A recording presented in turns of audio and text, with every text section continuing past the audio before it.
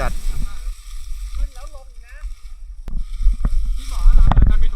มาเริ่มกันที่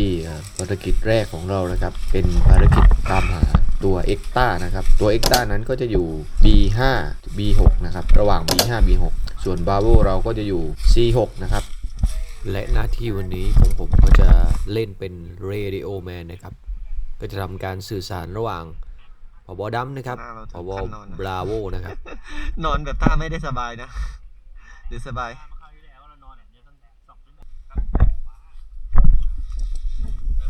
จากนั้นพยายามแบ่งทีมออกไปทางซ้ายและขวานะครับเพื่อการกระจายกำลังนะครับในการหาตัวเอ็กต้านะครับ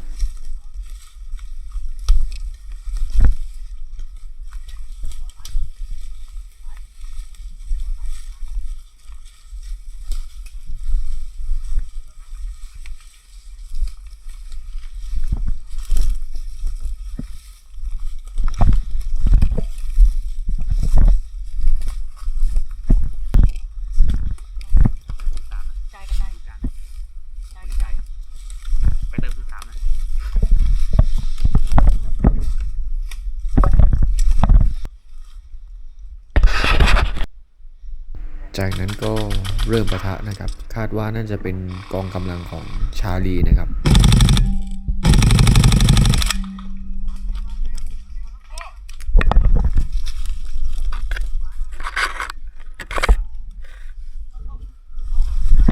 ทีมแจ้งว่ามีค่าศึกเข้ามาทางด้านหลังนะครับก็เลยไปเช็คดูก่อนนะครับว่าใช่จริงไหม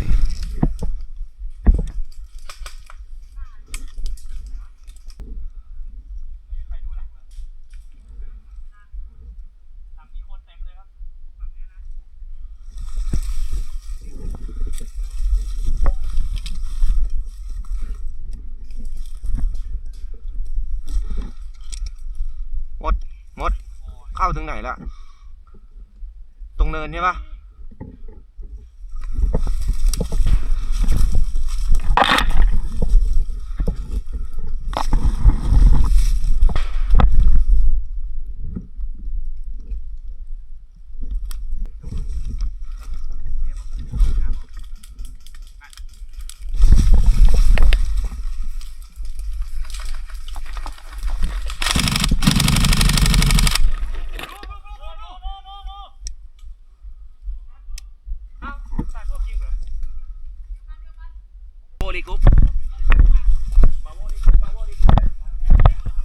แล้วกูอัดไปเต็มที่เลยเมื่อกี้ก็นั่นแหละครับเรียบร้อยครับยิงกันเองครับผม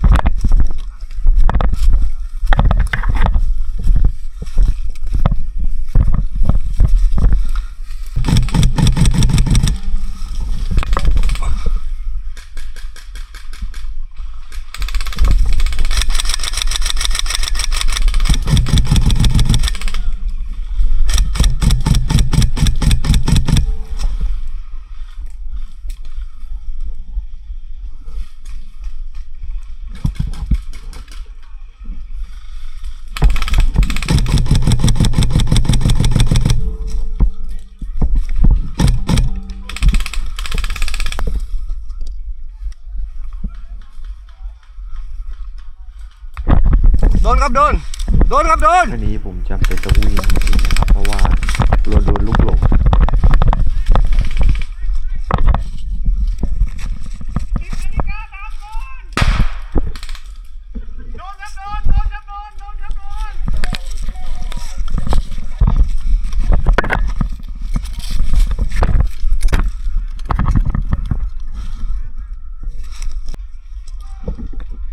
ได้พี่ซ้ายอยู่นะเสียงมาทางซ้ายนะ ขวานะเดี๋ยวกับเรา เนี่ยเพื่อนเราไปขวานะพี่ เพื่อนเราไปขวานะ เอาไปไหมได้ไปพี่ไปพี่ช่องเนี้ยพี่ช่องเนี้ยเนี่ยช่องเนี้ยไปเลยพี่ไปเลย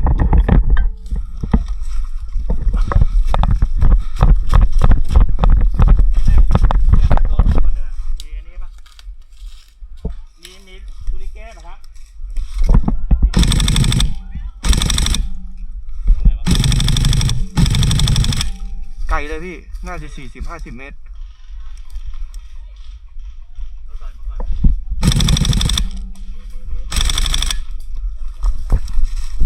เราไปเลย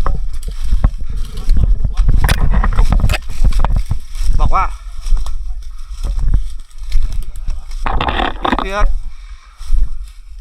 อยู่ตรงไหนวะได้ยินวอเอิร์ธป่ะไม่ได้ยินผมไม่ได้อยู่ขึ้นพี่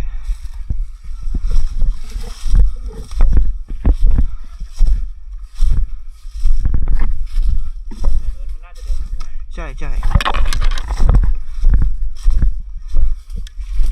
เนี่ยพี่เอิร์ธนะพี่เอิร์ธเนี่ยเห็นไหม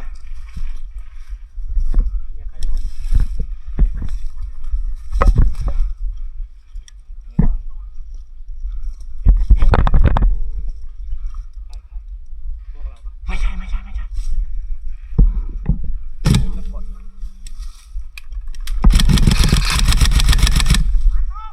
โทษครับตากล้องโทษที โทษทีครับโทษที โทษที ขอโทษครับ ตาโทษทีตา ยังไงก็ขอโทษพี่ต้าด้วยนะครับ ที่ยิงใส่ซะเยอะเลยครับ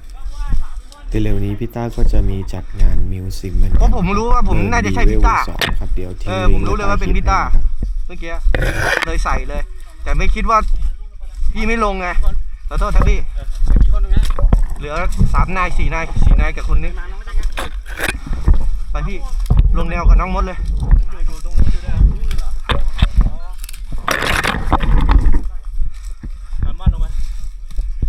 แจ้งผบ.ดำนะครับผมพีรี่มาฝั่งขวาเยอะเลยครับดันมาเยอะแล้วครับ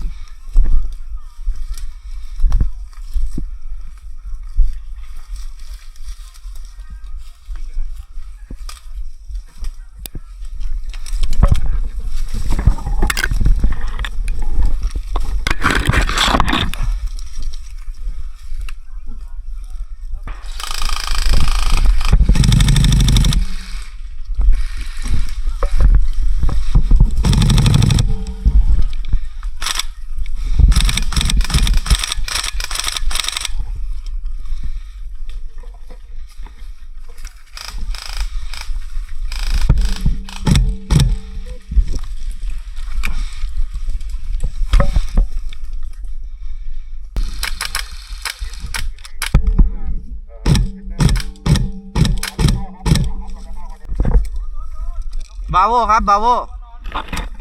มีใครบาโวอยู่แถวนี้ไหม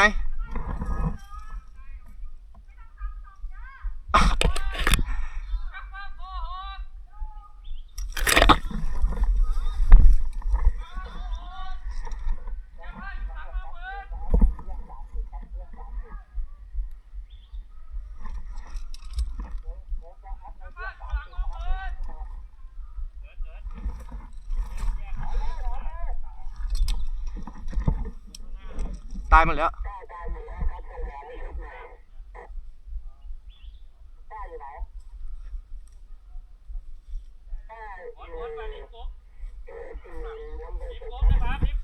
เลกุ๊บครับบาโว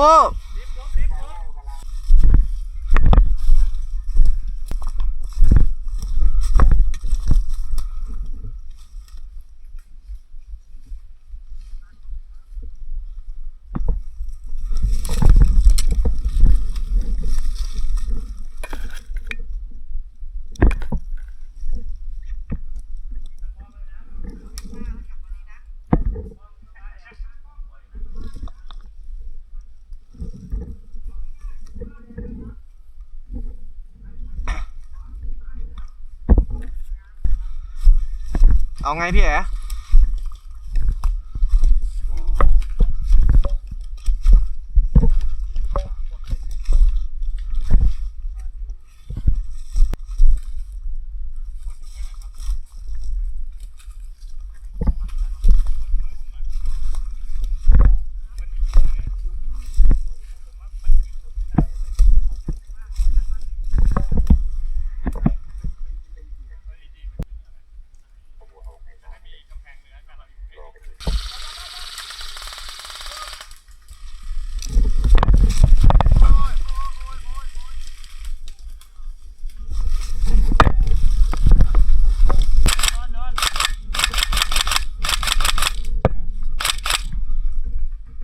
เจอทีมอัลฟาเขาดักรอพอดีนะครับ โดนครับโดน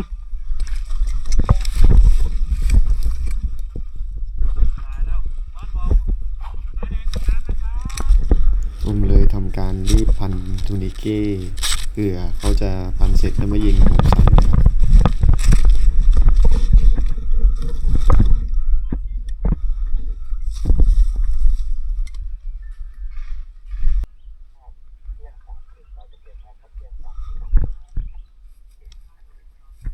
เที่ยง30เกมออฟนะครับ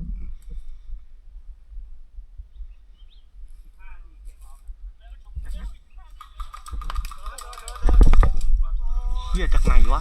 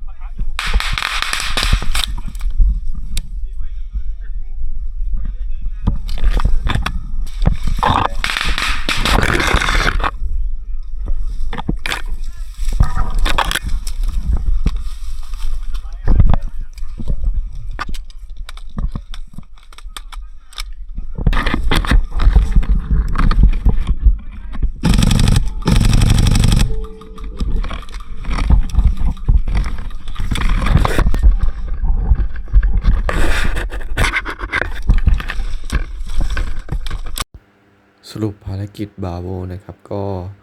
ไม่ได้ตัวเอ็กต้านะครับเพราะว่าเอ็กต้าน่าจะโดนยิงตายหมดแล้วมีกองกำลังฝั่งขวาก็จะเป็นฝั่งทางของผมนะครับก็จะกวาดล้างให้หมดนะครับแต่อาจจะไม่หมดนะครับเพราะว่าเกมออฟก่อนแล้วก็มีเหตุเพลิงไหม้นะครับส่วนฝั่งซ้ายนะครับก็จะนำโดยผบ.ดำนะครับเพื่อเคลียร์ตู้คอนเทนเนอร์นะครับ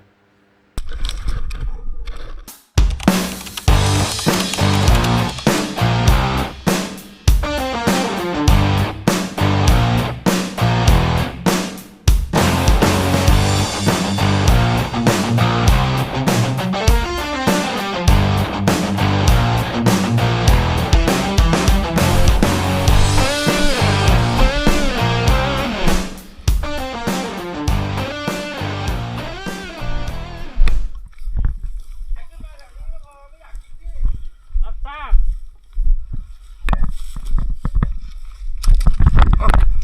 ไม่โดนถ้าได้ยินเสียงปะทะจากข้างในคือเริ่มปะทะได้เลยนะ หรือรายงานสถานการณ์มาก่อนก็ได้ ถ้าเราได้เปรียบพร้อมจะปะทะก็เดี๋ยวผมรายงานอีกทีว่ายังไงฟูลี่ครับฟูลี่บาวูฟูลี่มาฝั่งนี้เลยรับทราบไหม รับทราบ ตู้เนี่ยล้อมหรือล้าง ล้อมก่อน ล้อมก่อน และยังไงโกก็คือล้างใช่ไหม หลักเราอะเราต้องเห็นชาวบ้าน ถ้าเราไม่อยากเหนื่อยให้เขาชาวบ้านมาใกล้ตู้ก่อน จำไว้ โอเคไหม โอเครู้เรื่อง แล้วก็ค่อยดัก ล้างตู้ คนเอาชาวบ้าน4 คน เขาจะดันชาวบ้านขึ้นมาใช่ไหม เขาจะพาชาวบ้าน เราจะไปดูเขาก่อนตอนแนว่าเขาจะประกอบพิธีเสร็จหรือยัง ถ้าเขาได้แล้วเราจะให้เขาทำเสร็จให้เขาเอาคนกลับมา เพราะเขาจะต้องเอาวัตถุมาประกอบกันที่นี่ เราจะไม่เหนื่อยไปไล่หาเขาจะจัดชุดเวสต้านะ ขอหน่อยชุดใหญ่หน่อยทางขวากดเราจะพิสูจน์ฝ่ายคืออะไร เย็ดเป็ดเหมือนเดิมไหมหรือว่าไงเราจะเอาโค้ดอะไรพิสูจน์ฝ่าย พับอะไรพับเป็ด เอาไงพิสูจน์ฝ่าย ขอทราบพิกัด น้ำเข้าท้องน้องได้เรียน เอาง่าย กูจะแจ้งผมเสนอเป็นชื่ออาหารครับ พิกัดน้องปลาไหลครับ ชื่ออาหารอะไร ๆ งั้นอะไร ไข่ต้มจบ ไข่ต้มได้ กะเพราไข่ต้ม ถามกะเพราต้องตอบไข่ต้ม เพราะถ้าตอบไข่ดาวแบบง่ายๆคือมึงโดน ไข่ ถ้ามัน กะ ไม่ เพรา ตรง ไข่ต้ม ถ้าไม่ตรงในเควสอะนั่นแหละ รหัสลับ อันนี้ก็ดีนะก็คือ เอาไข่ต้ม ถูกต้องไม่ใช่ทีมเราก็จะต่อไข่ดาวดี อย่าลืมโอเคงั้นผมเข้าละ รับทราบ ไข่ต้มนะแต่คำถามคือ ไปไกลกว่านี้อีกปะ ก็อย่าไปอีกหน่อย เขาอย่าไปอีกหน่อยอ่ะ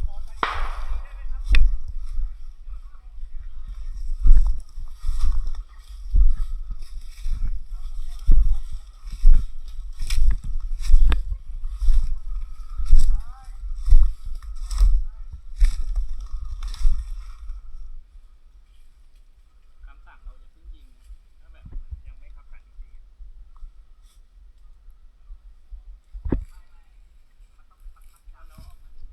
ๆ ได้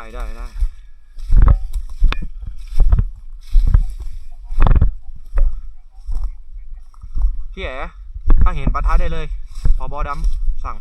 ใช่สั่งเพื่อนๆหน่อยแจ้งเพื่อนๆหน่อยโอ้โห ฟิลลี่ทั้งหมดรับคำสั่งนะครับฟิลลี่รับคำสั่ง รับทราบครับพี่ด ผบ.ดำบอกว่า ำพร้อมปะทะได้เลยนะครับ ถ้าเจอ นั่งแป๊บเดียวกองกำลังชาลีก็เคลื่อนตัวเข้ามานะครับ กำลังเดิน เอาเลยไหมเอาเลย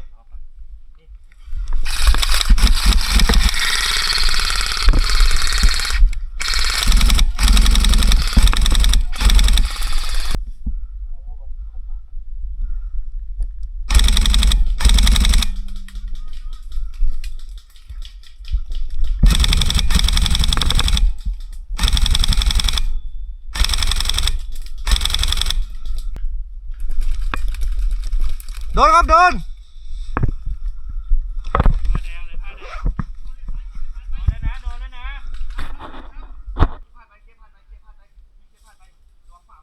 นี่จ่าบีเนี่ยสวัสดีครับจ่าบี ไปอีกเสียครับต่อคนเชียร์ครับพี่พอ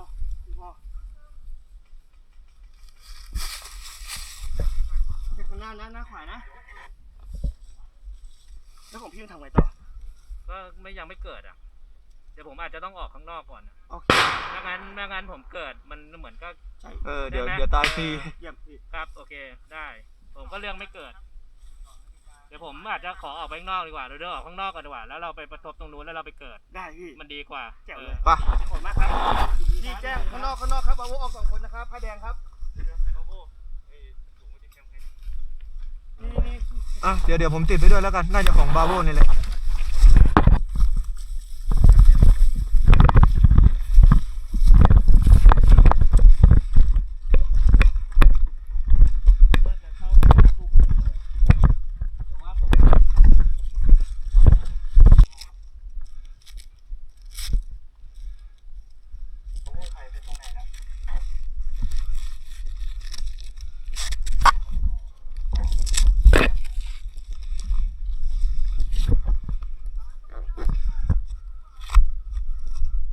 ไม่ใช่เราเดินเข้าไปแล้วแม่งเจออัลฟาอยู่เนี่ย นั่นน่ะสิ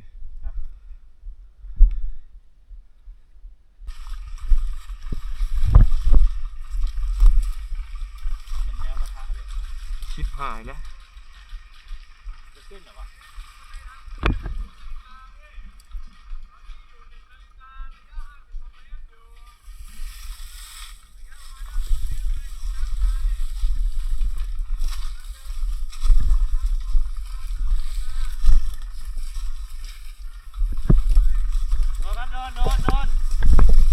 โดนมันเปลี่ยนวอลไหม ได้ เปลี่ยนวอลเลย ไม่เป็นไร เดี๋ยวผมเซตใหม่ พี่เสือครับพี่เสือป้อนนะ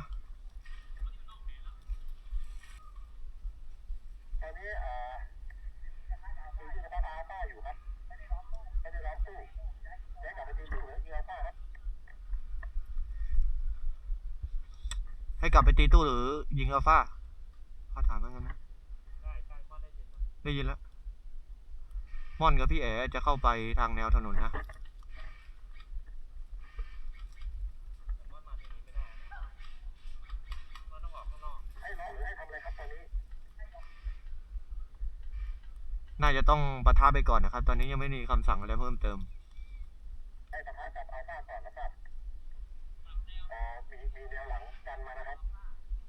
ใช่ครับแนวหลังชาลีครับ ผมโดนแล้วก็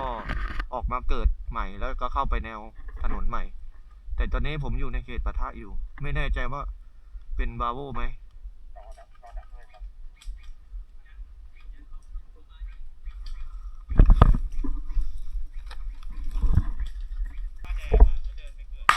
ผมเกิดแล้วเกิดแ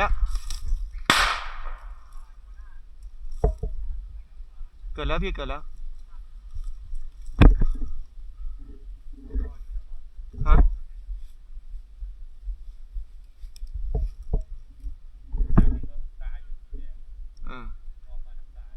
เห็นอยู่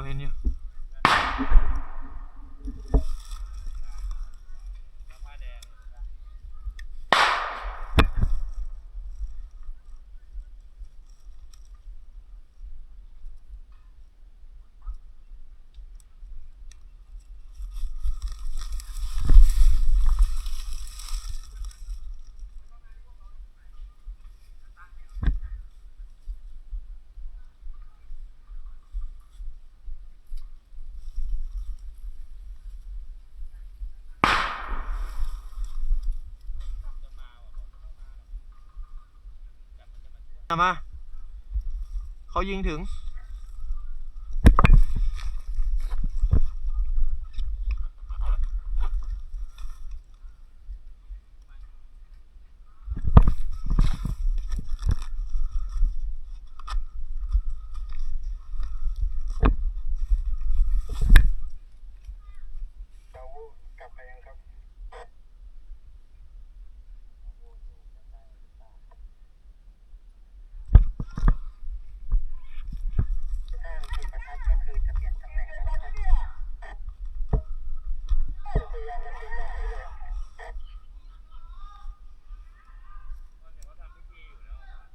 ฮะ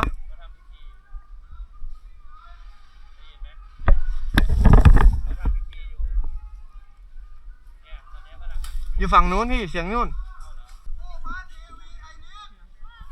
เต้ครับพี่เต้ตี10 นาฬิกาให้หน่อยเขียน10 นาฬิกาครับเข้าตีให้หน่อย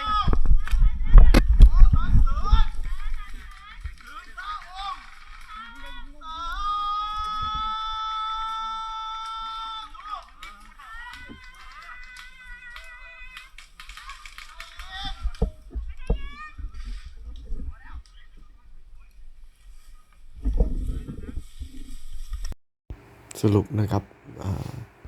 ชาวบ้านพยายามหนีออกจากกองกำลังอัลฟานะครับโดยจะต้องมีกองกำลังชาลีเข้าไปช่วยนะครับส่วนบาโวจะเข้าไปจับกลุ่มชาวบ้านนะครับเพื่อน่าจะต่อรองนะครับแต่ว่าก็ไม่เป็นผลนะครับบาโวไม่สามารถทำอะไรได้เลยก็อย่างที่เห็นนะครับกองกำลังอัลฟาปะทะกับบาโวอยู่นะครับจากนั้นกองกำลังชาลีมาจากทางด้านหลังของบาโวนะครับทำให้บาโวนะครับโดนแซนด์วิชทั้งหน้าทั้งหลังเลยนะครับผมจึงตั้งชื่อภารกิจนี้ว่าบาโวแซนด์วิชนะครับ